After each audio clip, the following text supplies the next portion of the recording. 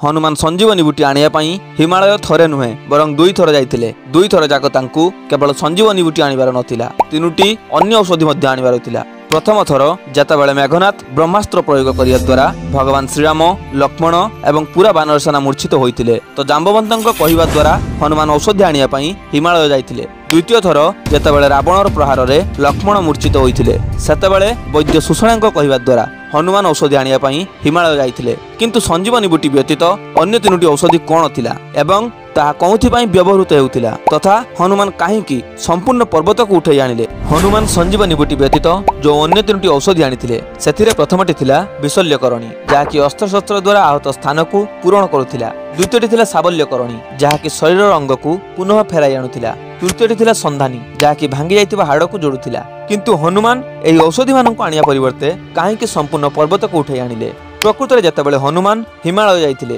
सेतेबेले औषधि माने निजको लुचे नैतिले, जोंथि पई हनुमान संपूर्ण पर्वत को उठाई आनितिले। कारण हनुमान थिबा पर्यंत कोनोसी भी कार्य असंभव नथिला। तेणु जाम्बवंत जी कहंती जदि हनुमान जीवित अछंती ताहाले संपूर्ण मृत बानर सेना मध्य जीवित अछंती। सो वीडियो भल लागथिले वीडियो को लाइक करी चैनल को सब्सक्राइब करिया सह कमेंट रे जय हनुमान निश्चय लिखंतु।